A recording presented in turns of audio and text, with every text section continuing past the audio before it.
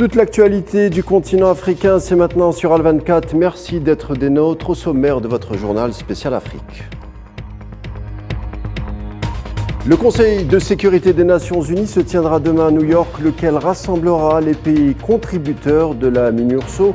La question de l'organisation d'un référendum de l'autodétermination au Sahara occidental sera bien entendu évoquée, alors que le renouvellement du mandat de la mission s'approche à grands pas. On fera le point ensemble en début d'édition. Autre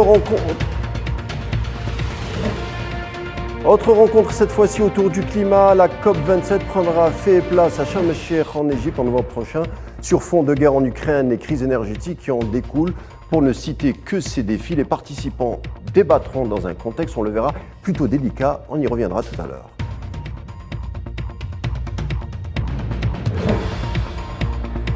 Et puis on finira en touche musicale avec la découverte de la fusion de la culture malgache et de sonorités jazz, et ce à travers le Festival international du Mada Jazz à Antananarivo.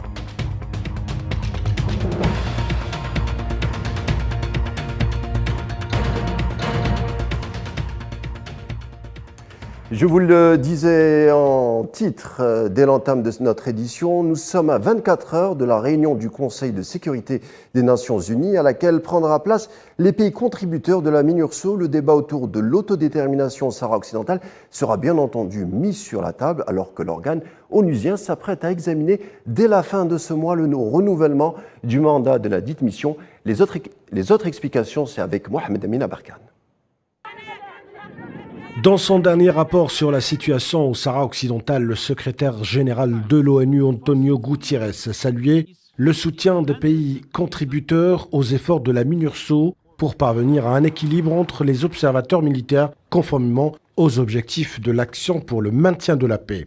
Dans son rapport, Guterres a également souligné que la MINURSO reste la seule source d'information impartiale et le Conseil, pour le secrétaire général de l'ONU, le Conseil de sécurité ainsi que pour les États membres concernant les développements dans les territoires sahraouis occupés. La mission onusienne représente l'engagement des Nations Unies et de la communauté internationale en faveur d'une solution politique juste, durable et mutuellement acceptable au conflit au Sahara occidental, conformément aux différentes résolutions. La réunion de lundi sera suivie le 17 octobre de consultations à huis clos et d'un briefing du représentant spécial du secrétaire général de l'ONU pour le Sahara occidental, Alexander Ivrenko, et l'envoyé personnel du secrétaire général de l'ONU pour le Sahara occidental, Staffan de Mistura, qui était en visite d'ailleurs vendredi à Moscou, où il s'est entretenu avec le chef de la diplomatie russe, Sergei Lavrov. Staffan de Mistura doit d'ailleurs présenter son rapport sur la situation dans les territoires sahraouis occupés et aborder le mandat de la MINURSO qui expirera le 31 octobre.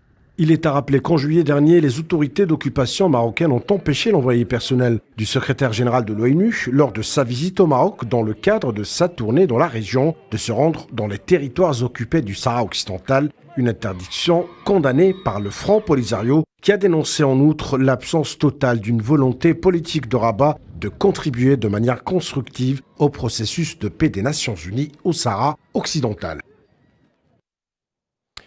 Et puis, avant d'entamer ou de développer les autres titres de notre rendez-vous, direction Mali, l'armée malienne qui décide d'ouvrir une enquête sur les allégations proférées contre elle quant au meurtre de 53 civils dans un village au centre du pays, c'était fin septembre.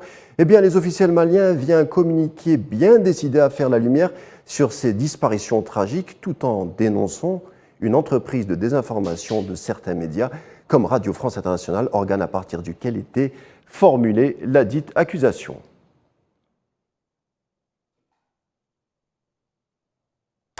Burkina Faso, pays en proie à 2 coups d'État en l'espace de 8 mois. Al24 en a largement parlé. Pourtant, le calendrier dans ce pays de l'Afrique de l'Ouest n'est pas gelé pour autant, à en croire la volonté des nouveaux responsables d'organiser des assises nationales prévues le 14 et 15 octobre prochain, dont le but est la désignation d'un président de transition.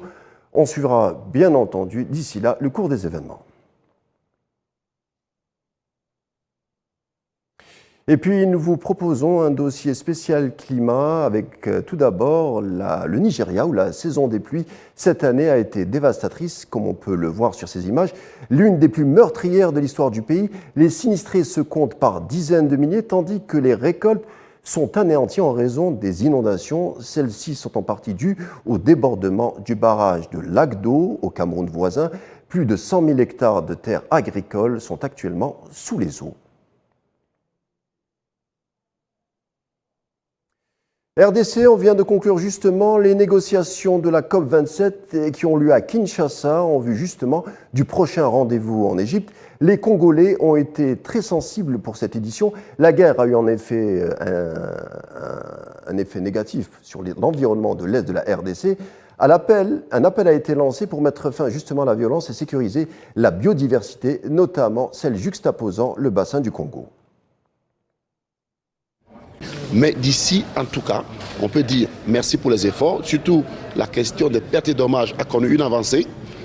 On l'a bien entendu de la bouche du représentant de la Norvège, de l'Union européenne, c'est bien. Mais la question de l'adaptation, est-ce qu'on va pouvoir arriver aux 40 milliards d'ici 2025? Est-ce qu'on va pouvoir arriver à mettre en place un mécanisme nouveau sur les pertes et dommages? Comme l'a dit le secrétaire exécutif, le diable est dans le détail. C'est pour ça, en tant que citoyen, nous sommes là pour nous assurer que ce qui a été dit ici soit respecté. Financement, puisqu'à partir de 2025, il faudra qu'on arrive à un nouveau chiffre. Et ce chiffre-là, les pays en développement, les Africains ne veulent plus que ce soit un chiffre qui soit simplement un chiffre politique, un chiffre rond, comme les 100 milliards que Hillary Clinton a lancé en 2009 à Copenhague, mais que ce soit véritablement un chiffre qui reflète les besoins des pays en développement. Le climat en question, mais cette fois-ci direction Sharm el-Sheikh en Égypte. L'ambition pour les participants est de taille. En effet, l'ensemble des ministres de l'Environnement du monde, sur fond de crispation énergétique mondiale et autres difficultés économiques, elles se donneront rendez-vous pour donner une tournure particulière et solutionner toutes ces crises. Iman Amirat. Quelques semaines nous séparent de la COP27 prévue en novembre prochain. L'Afrique représente aujourd'hui le continent le moins responsable de la mutation climatique, mais aussi le plus vulnérable, avec moins de 4% des émissions mondiales de CO2. L'Égypte, en sa qualité d'hôte, a lancé un appel à l'ensemble de la communauté internationale pour qu'ils respectent leurs engagements et qu'ils soutiennent les pays en voie de développement, ainsi que ceux les moins avancés dans leurs efforts en vue de faire face aux effets dévastateurs du changement climatique. Un appel pour plus d'implication afin de réduire les émissions de gaz à effet de serre, des mesures renforcées pour construire la résilience des communautés côtières aux impacts des changements climatiques et le financement nécessaire pour y parvenir.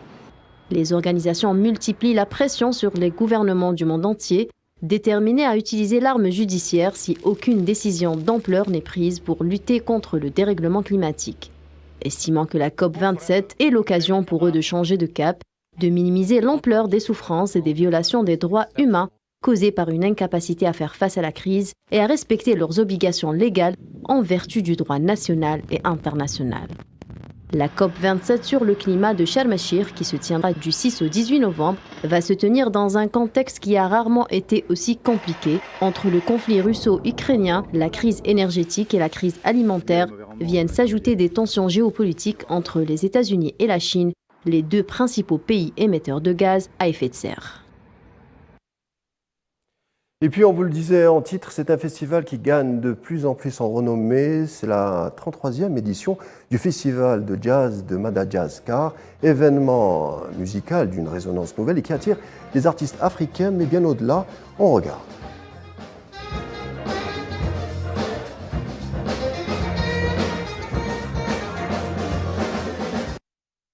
Voilà, c'était tout pour votre rendez-vous spécial Afrique. Juste après la suite des programmes de All 24. Quant à moi, je vous dis à demain.